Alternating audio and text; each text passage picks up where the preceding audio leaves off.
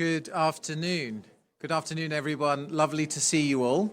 If you are standing at the margins of the meeting and want to come in, there are seats. If you could possibly give space to others to come in. I know we've got some there'll be standing room only soon, I'm sure, so please do make the space. My name is Tom Mitchell. I am the Executive Director of the International Institute for Environment and Development, and it gives me great pleasure to welcome you all to this special event, welcoming new endorsers and existing endorsers to the principles of locally led adaptation. And here we're having a special focus on government agencies as endorsers, and we know, obviously, the absolute critical need to get money to the local level to help people tackle climate change, those on the front line, those experiencing situations of exposure and vulnerability. And locally led adaptation principles are there to make sure that they have a voice, that there is ownership from the communities on the front line, and that the money can support in such a way that gives them a chance to author their own destinies. You will see here on the screen that we have both the title of the session and also a QR code. At the QR code, you're able to read the principles of locally led adaptation. I hope many members of the audience now will be aware of the principles, but should you wish to remind yourself as we go through the session, then please do take a look at those. So as IIED, my organisation, we've really been very much at the heart of authoring the principles and building commitment to the principles. And now I think we're in a situation where we have about 130 different organisations around the world endorsing those principles, which sends a signal that the current way that we're delivering adaptation finance needs to change. And those endorsers come from governments, from civil society, from philanthropy. I think we even have businesses. And the point being is that we're building a movement for change. So it's incredibly welcome to have governments here endorsing and speaking out in favour of those principles. Just in terms of the format today, we're going to be having 3 segments. First, we're going to have a keynote address. I'll come on to introduce Tornishta in a minute. And then we're going to have a short panel hearing from government agencies and why they've endorsed the principles. And then in the final segment, we're going to have a set of rapid fire insights into new endorsers and their choices. And then we will close with a video from USAID's administrator. So without further ado, let me welcome Tornishta Mijoel Martin, is also Minister of Foreign Affairs and Minister for Defence. Your opening words, if you wouldn't mind. Thank you.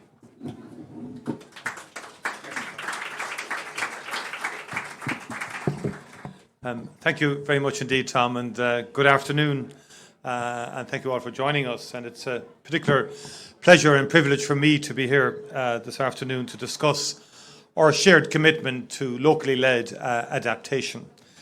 As we're all acutely aware, the global climate crisis is upending more lives and livelihoods with each passing year.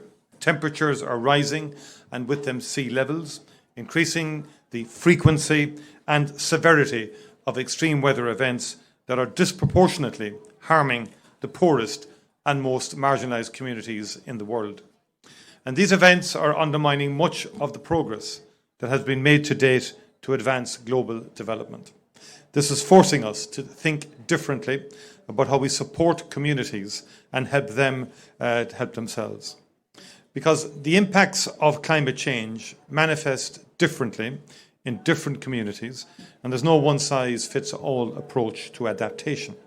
The empowerment of local actors and support of community-level action to build and strengthen resilience is crucial for success. Stakeholders in climate-vulnerable communities are quite rightly demanding greater commitment to supporting and addressing local priorities. Being on the front line of climate change impacts, they are often the most engaged and innovative in developing transformative adaptation solutions. This was reflected in the findings of the global stocktake that has been discussed here at COP. The stocktake highlights that when adaptation is informed and driven by local populations and their priorities, both the adequacy and the effectiveness of action and support are enhanced. Implementing adaptation actions that are locally led produces better results at lower cost. It enhances local capacities and generates climate-positive local economic development.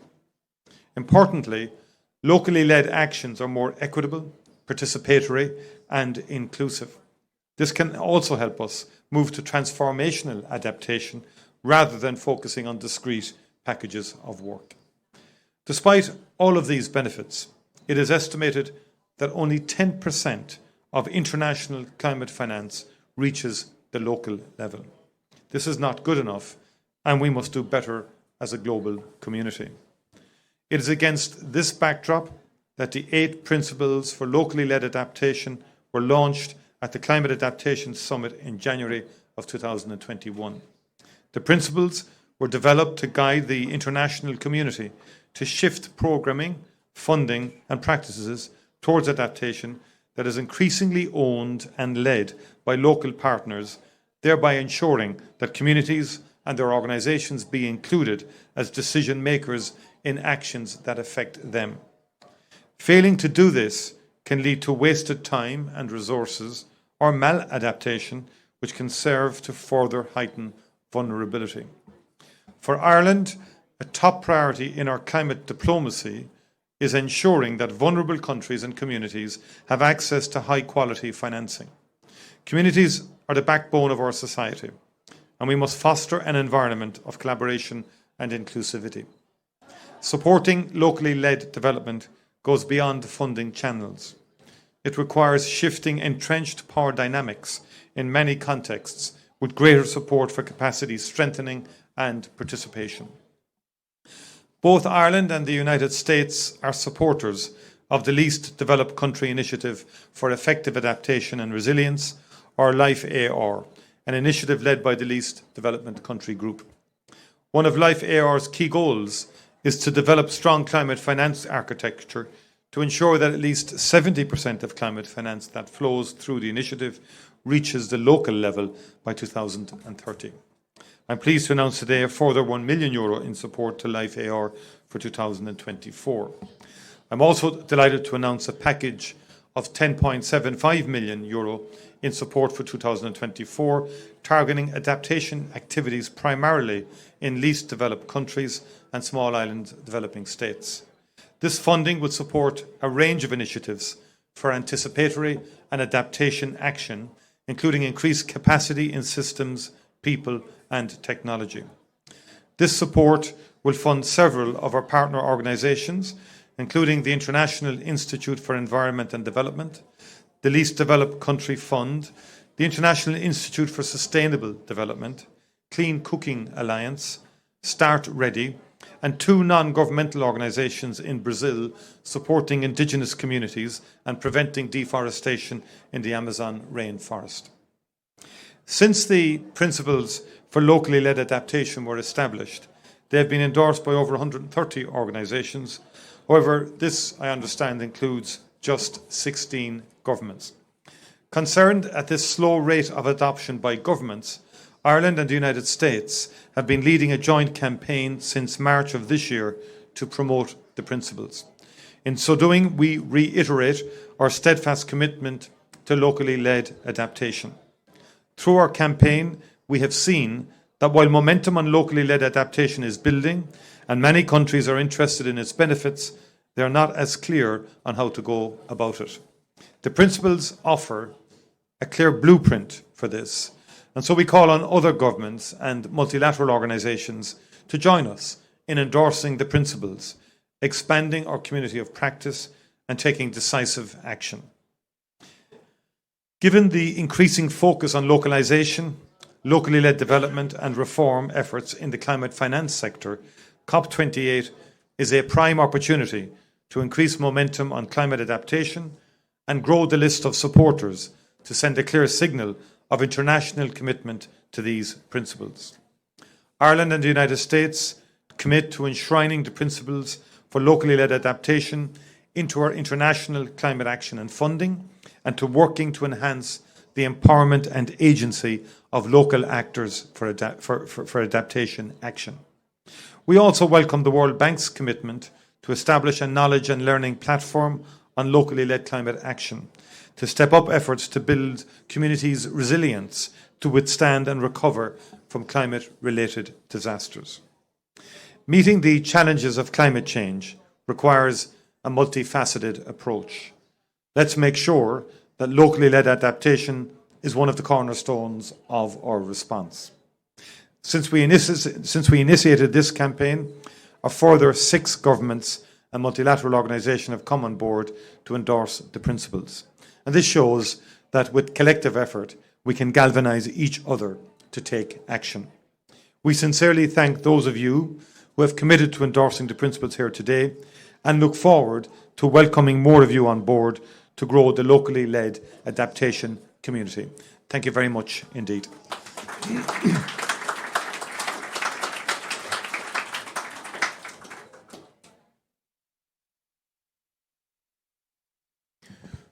Excellent. Thank you very much for that, and certainly welcome the announcements and the support of Ireland. It's been a fabulous partnership, and I hope it continues to be so. So we are going to move on to our first panel, where we'll be hearing from some of the endorsers of locally led adaptation principles and getting into a little bit of the details about why the choice to endorse and what now, what are the operational steps. So could I just please invite to the stage from Malawi, the Honourable Minister Abida Sadiq Mia, Minister of Water and Sanitation. From USAID, Dina Esposito, Assistant to the Administrator, Bureau for Resilience, Environment and Food Security. And from Estonia, Kristi Klaas, Deputy Secretary General for Green Transition for the Ministry of Climate. Thank you.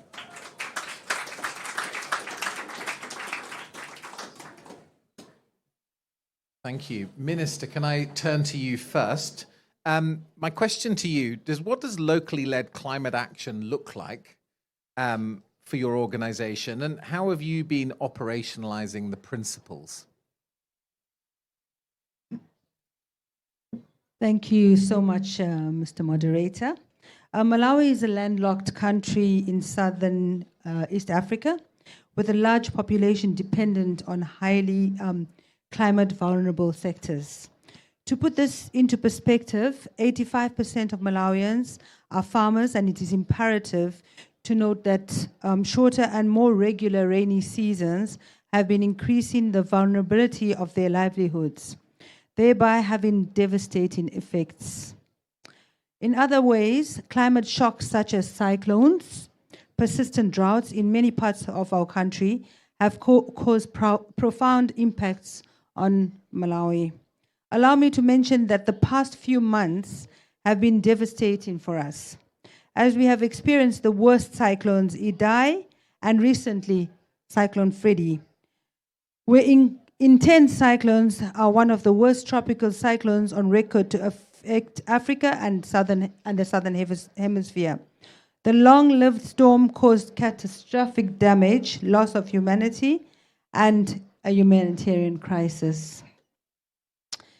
As a least developed country with limited capacity to tackle such increasing climate change threats, the climate shocks are reversing our growth, gains, and loss of livelihoods, infrastructure, and lives. For instance, water resources infrastructure that supports irrigation, energy generation, and water supply have been damaged and need a lot of repair. So yes, that's what we have for you today. Thank you very much, Minister. Dina, if I could turn to you, I think a very similar question, but keen to hear why equally USAID has been very much behind this, working with Ireland to encourage others to endorse too. Thank you.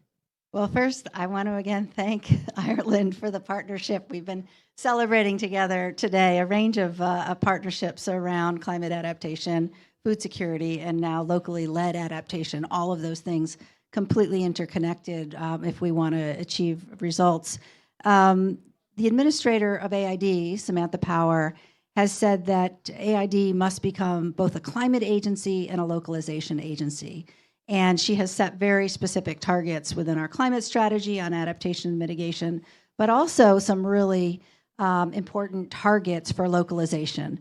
And 2 years ago, she asked that we aim to achieve 25% of all USAID awards being going to local organizations, local partners by 2025, and that roughly half of all programs be led by local actors by 2025, which means that they help set priorities, co-design activities, guide implementation, and also inform how we measure and judge the success of these activities. And to accomplish those targets, we've had to do an awful lot of work. First of all, we have to set a policy that lays out that goal, that North Star. Then we developed a local capacity strengthening policy, which is really the how of sort of retraining ourselves and all of the different mindset approaches, the capacities that are required to engage differently than what we might have traditionally done. Then the very boring but important work of revising our assistance and acquisition approaches, which were not tailored to local partners, and that is something that we have completed. And then a risk appetite statement, which makes clear that we're willing to take what kinds of risks we're willing to take, and doesn't leave it to an individual officer to make that decision. There's a clear place and a roadmap for what we're willing to do. We do have a progress report, and I'm mentioning this because accountability is something we've been talking a lot about at COP. How are we holding ourselves accountable? And so I'm going to give you our report card. 2022, we provided $1.6 billion to local organizations. It's a big number, but it's roughly 10% of attributable obligations. It is, though, the highest level of direct funding in at least a decade, and 66% increase in terms of in dollar terms for 2021 to 2022. So there's some good news in there, and there's also clearly a stretch assignment, before us, and that's something that we're committed to reaching the targets. The missions in Africa have actually reached that 25% target. We have breakdowns by mission and by region that you're welcome to look for that report card online for more of the details. I just also wanted to mention that we really did see this call to action as being vital because leadership absolutely matters. And if it doesn't come from the top, it's really not likely to trickle down. And that's why we're here with the Government of Ireland and with all of the partners. And I want to thank our civil society partners who really put us to the test and asked us to take up this charge. And we're committed to growing those numbers of signatories, working alongside all of you. Thank you very much. And round of applause. Very good. Thank you.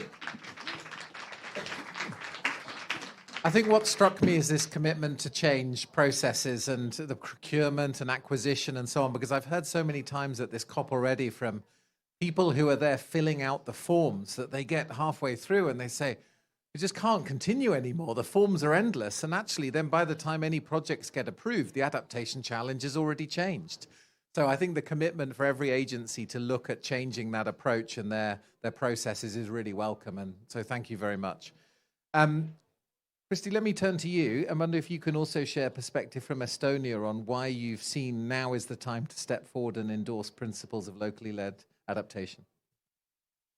Yes, thank you. And hello from my side also. Thank you to Ireland and the United States for organizing this event. It's very, very timely and very important.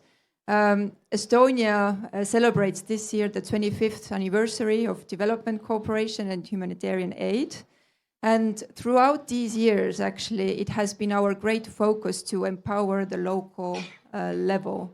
We have done it through education, through digital solutions, through helping to build up a stronger governance.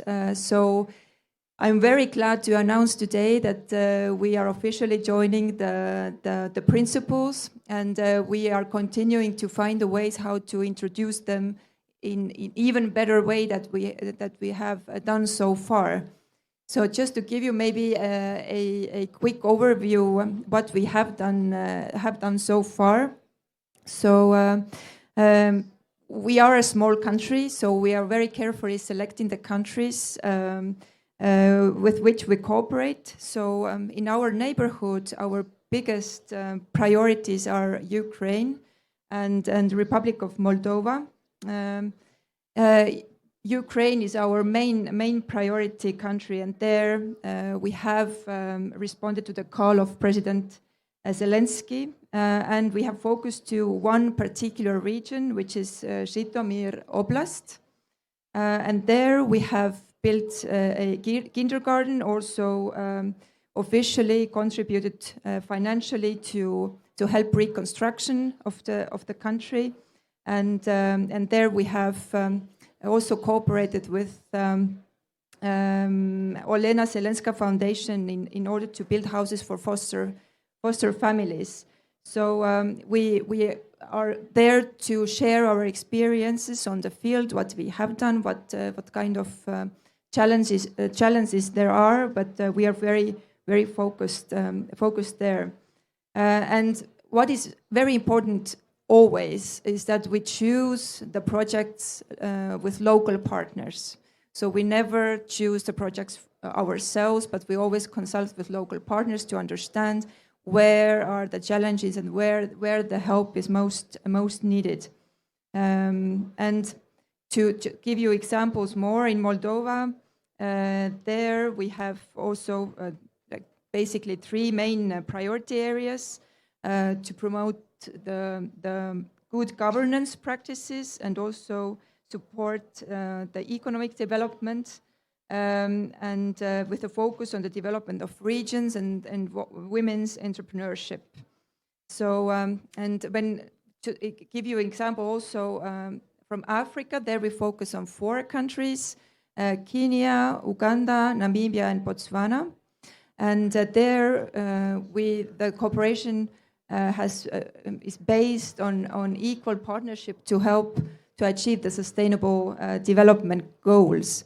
And priority areas there are education and also improvement of digital competences.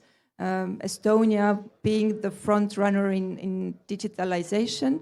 I don't know if you know, but there is only one public service in Estonia that you cannot do so far online. It's only you cannot get divorced online. Everything else you can do online, but it will change next year. So next year it's also accessible online. So we are trying to find ways how to make the twin transition together. So the green and digital transition go hand in hand for us. And there, of course, it's always dependent on the local circumstances, on the local competencies, and the availability of infrastructure. What kind of technology can be really introduced in the specific country? So those principles are really the basis, very important basis for us. Thank you very much. Thank you. Not sure we ever necessarily thought the panel would be considering digitized divorces as part of locally led adaptation principles, but it's a nice segue. So I think would love to get the panel's perspective now on, yes, you've made the choice to endorse. You're considering how that changes the way in which you're doing business, but I suppose would love you to reflect on what next, kind of where do the challenges lie and where potentially, which principles could have the biggest impact on the way you work. So maybe Minister, I start with you from Malawian context. Thank you. I think many of the principles have the potential of great impact, particularly when a multiple of them are effectively integrated into one intervention. A good example from my country is the way we have managed to build our country's flood warning systems. We're grateful for the partnership with USAID and NASA and the National Oceanic Atmospheric Administration that helped facilitate that. The example combines Principle 5, which pushes for building robust understanding of climate risk and uncertainty, with Principle 4, which pushes for investment in local capabilities to leave an institutional legacy. As indicated before, Malawi suffered terrible losses from both cyclones, and just recently, Freddie, we lost approximately 1,500 Malawians, and additional 2,300 have still reported missing. Infrastructure gains that were accrued over the years were also lost. After Cyclone Idai, local authorities collaborated with Server Program and its partner organizations to reinforce the country's existing flood warning systems. We went ahead and incorporated satellite data that allowed us to extend the warning lead time from a few hours to 2 weeks earlier, so at least we could detect that ahead of the extreme weather conditions and floods. I'm glad to indicate that these reinforcements or indeed capacity strengthening to link into the principles were tested in early 2022 when the cyclones Anna and Gombe struck. However, this time, because of the improvements to the systems and trusted network for communicating out the incoming risks and warnings through text and email messages, it has been estimated by the Department of Disaster Management Affairs that we were able to avoid more than 40 million in losses, $40 million in losses, and countless lives have been saved. By having the right technologies and moving our people to higher grounds, and of course, making sure that, putting in dams in places where we were having huge problems, as well as crucial partnerships and information networks, we are able to warn families and communities when danger is close. And we were able to better help them get out of harm's way. I think more of this kind of partnership and internationality is needed moving forward. Another issue that I would mention is that, obviously, is the issue on cook stoves, the fact that we're going towards clean cooking, like the Prime Minister was mentioning, irrigation through solar-powered systems so that we can increase food security in those areas, damming the water and issues like that. SMEs for small, medium enterprise for beekeeping, fish farming. That's the kind of adaptation that we're doing in Malawi. We're also doing microfinancing and goat farming in those areas to assist the communities live better and make life easier for them. Thank you. Thank you very much. Excellent to hear. I love the approach also to treating small, medium-sized businesses as an opportunity for adaptation as well. Really important part of that ecosystem for change. Thank you. Dina, over to you. How do you see the challenges, the path forward? Well, also, you asked us about which principle to choose. I think that's not a fair question.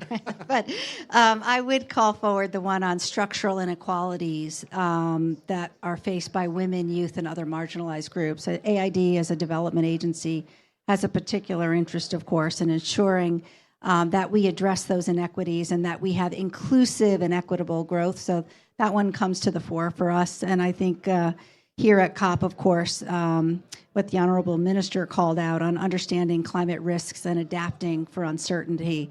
The power of knowledge is power, right? And you gave a great example of the change that occurred between Idai and the more recent cyclones, yeah. And I think that's just testament to that. I think I saw a data point recently that just one day of notice can reduce damage by 30%. And that's just a huge win. The President Biden has issued an approach we call Prepare, a call to action for the United States to help 500 million people adapt to climate change. And the very first pillar is on expanding access to information. And we work in very close partnership with NASA and others to use satellite data and weather data to use SMS messages that get us information into the hands of smallholder farmers and communities, but also helps governments plan drought preparedness and the larger structural responses that are needed. In terms of where we want to go, we obviously want to get more folks to sign on and commit to this call to action, and we want to continue to set and measure targets to hold ourselves accountable. We also need to make ourselves more accessible. We need to reduce the times and the forms. We have at AID launched a workwithusaid.org site, which tries to simplify and help local organizations navigate USAID and make it easier to collaborate with us. We're still working to make ourselves more accessible. There's still a lot of forms, I think.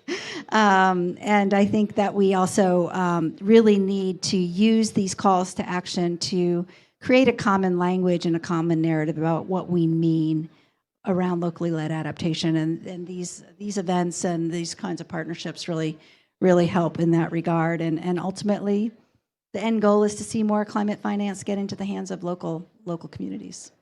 Thank you very much. Excellent. Christy, if I could turn to you, what's next for Estonia and which principles do you see as most impactful?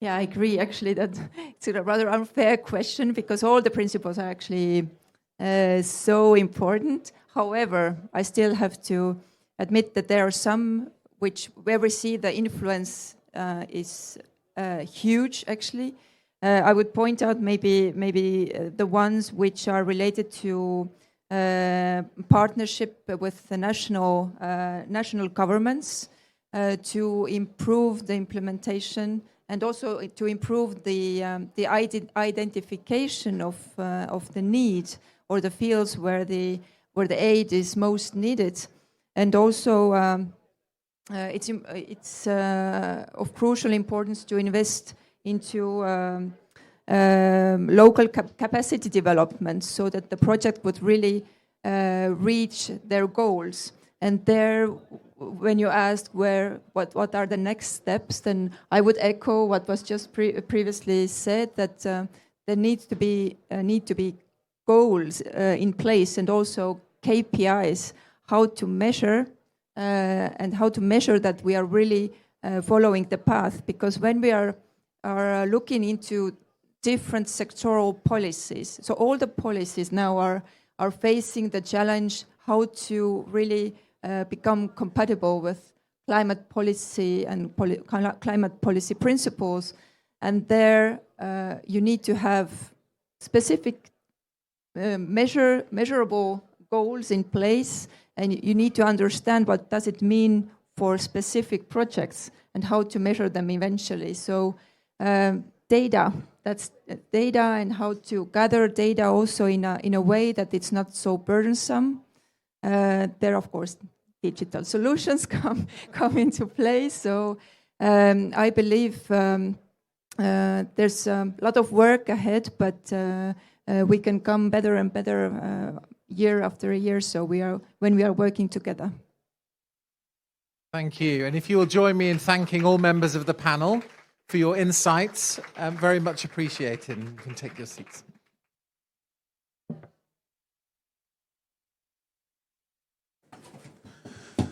So thank you very much to the panel. So we've heard from 3 government agencies about their commitments to the principles and equally some of their challenges going forward and ambitions. And so I'd like to have this next part of the panel hear from a series of new endorsers to the principles with some lightning talks to give us a sense of why they're choosing to endorse the principles.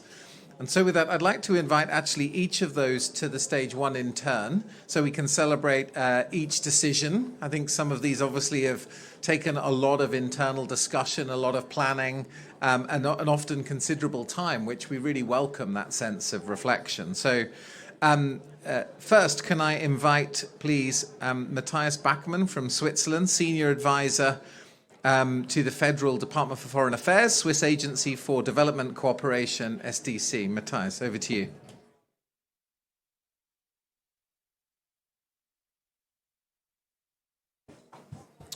Good afternoon.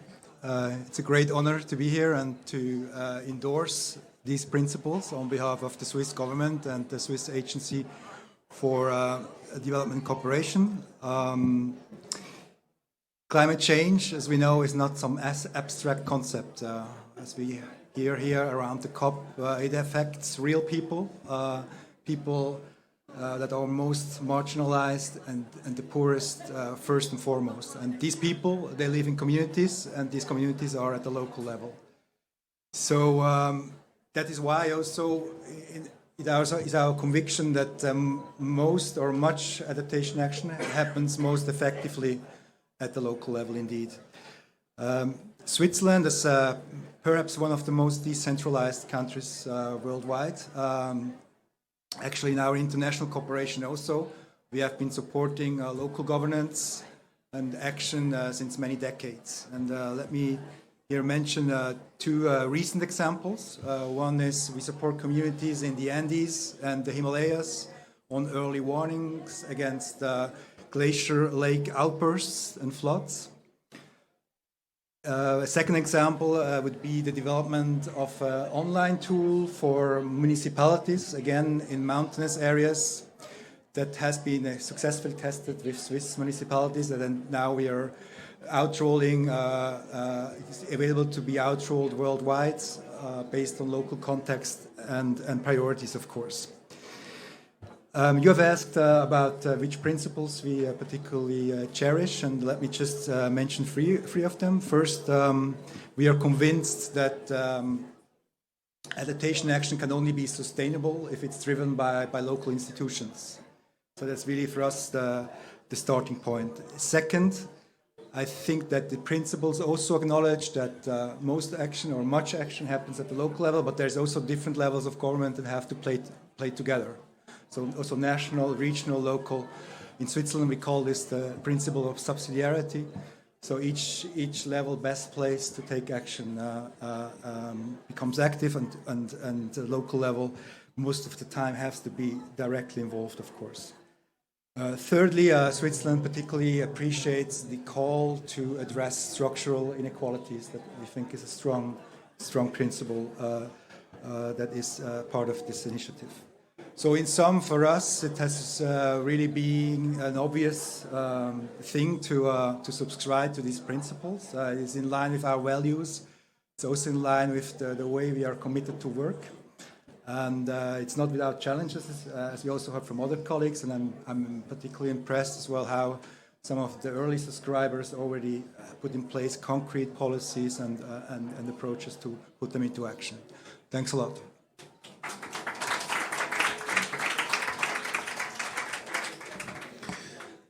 Thank you very much, Switzerland. Now let me pass to Burkina Faso, to Roger Barrow, Minister of Environment, Water and Sanitation. You're very welcome.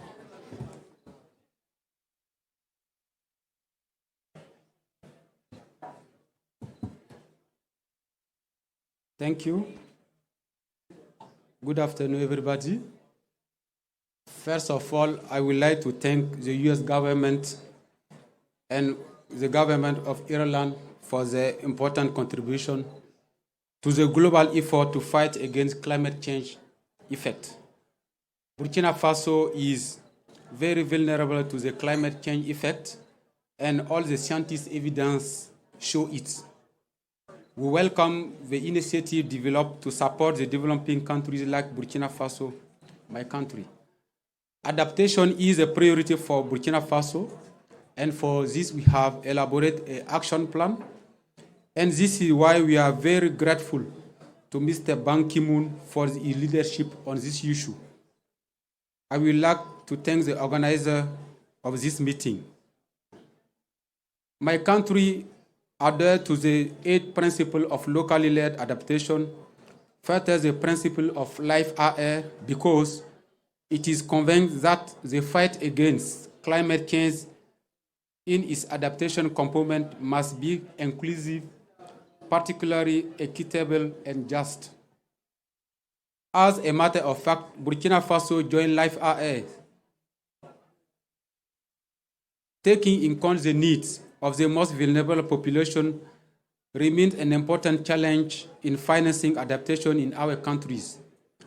I am very grateful to USAID and the Department of Foreign Affairs of Ireland through Irish Aid who have endorsed the principle of local-led adaptation in 2021 and their commitment to respecting this principle for a beneficial adaptation for local community.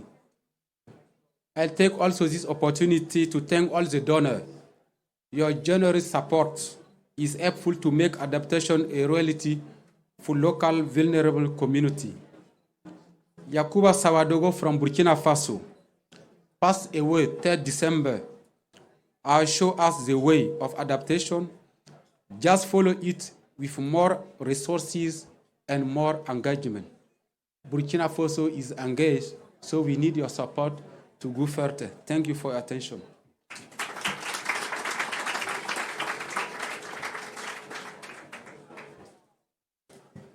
Thank you very much, Minister. Wonderful here to the endorsement of Burkina Faso. Let me now pass on to Marie Bornson Longon, Deputy Executive Director, Sustainable Development Solutions for Agency for French Development. Over to you.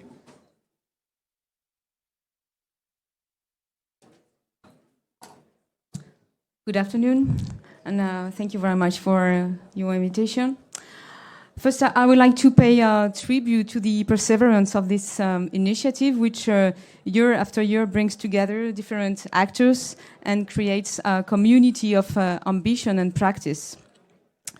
Of course, Agence Française de Développement is fully convinced that the LLA principles, which are fully aligned with our new strategic roadmap, but also fully aligned with our commitments toward local authorities and NGO and local communities, that these principles are highly relevant in the current context. To start, I just would like to remind that AFD has been a climate bank for development for a long time. 50% of our commitments present climate co-benefits. We also have strong objectives in terms of adaptation to climate change, even if our adaptation work is perhaps not the best known. For example, adaptation accounts for 33% of our climate financing. We are also convinced that the increase in volume of adaptation finance must be accompanied by an increase of the quality and an increase of the impact, and also a better monitoring system on the ground. Today, on this dynamic of improving quality of adaptation finance, AFD is very proud to announce its commitment to LLA principle at the local level. And the eight principles are fully aligned with our roadmap, with our commitments on the ground. And I just would like to tell you that this new roadmap will include a new axis, citizen, institution, and democracy, which will be complementary to our axis on the climate and on gender. So it's a new cross-cutting issue, very, very important for us. We are also very proud to be the first bilateral development bank to sign these principles. Of course, we are far from being able to say that our adaptation finance is ready for all principles, but for AFD, this commitment is part of the search for relevant and effective adaptation finance. We have some projects already aligned with this LLA principle, but as a development bank, we believe that it's really absolutely important to continue to work both at national and at local level. And the presentations that have been made so far are very, very encouraging, and we are very pleased to join this community of signatories in working together to achieve this goal. To conclude, I just would like to thank USAID and Irish Aid for their availability this summer when we investigate the interest for AFD to join this initiative. Thank you very much.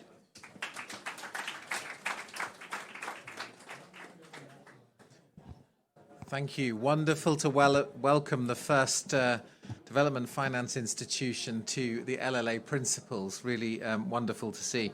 And the last but not least, Mariangela Pantelio, Environment and Land Use Office, Italian Agency for Development Cooperation. You're very welcome.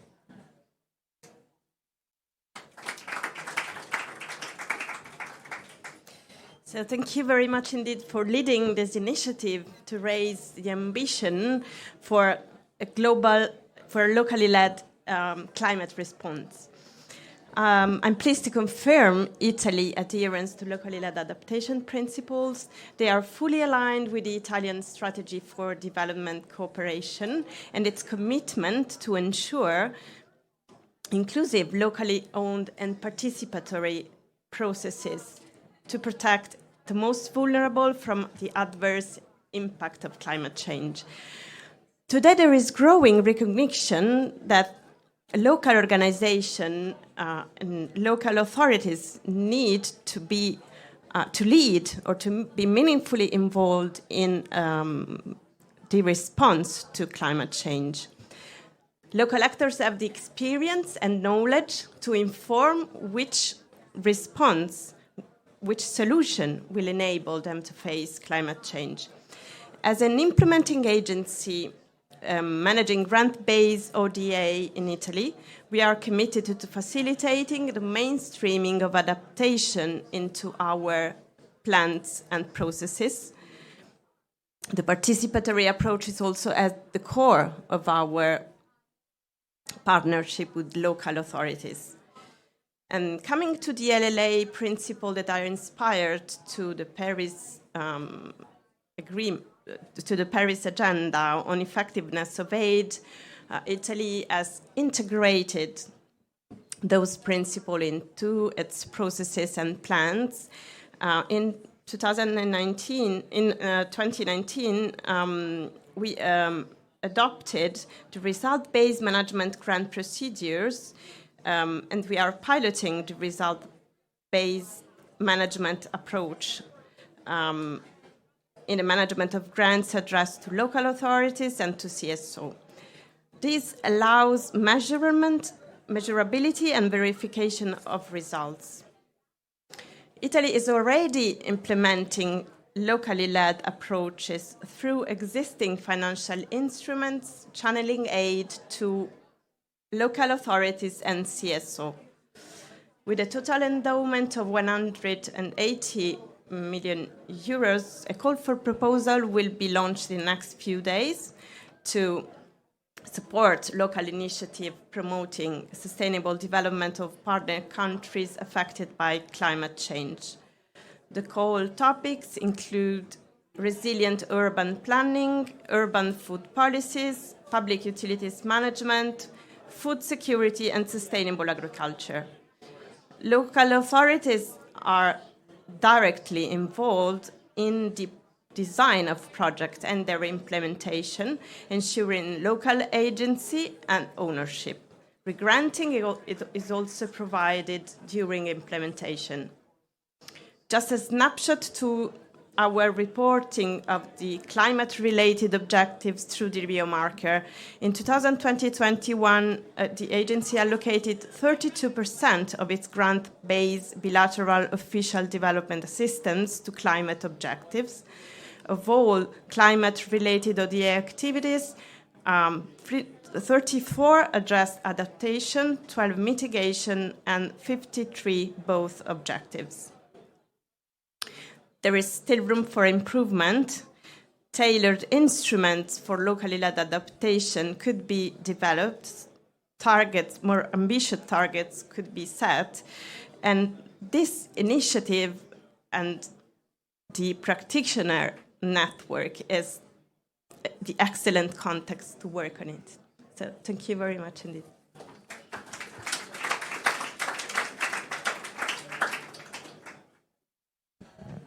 Thank you very much. And so in the introduction to this session, Michal, you mentioned that there were 16 government endorsers of the LLA principles, and we end the event with 22 endorsers of the LLA principles. So considerable, thank you. Huge thanks to Ireland and to US for the work in mobilizing the support. I just want to say, though, the kind of work starts now, though. Endorsing the principles is one thing. Actually doing the work is the hard bit. So everybody who's here and watching online, this is your accountability group as well. So we'd love you to come back next year and tell us about the progress that you've made. I also want to just give a quick plug to the fact that there will be an LLA Endorsers celebration on, Larissa, remind me when it is again? On the 10th at 6 p.m. There we go. At the 10th at 6 p.m. where I'm also, there may be additional endorsers. Let's see whether or not we manage to build further momentum over the next couple of days to see that happen too.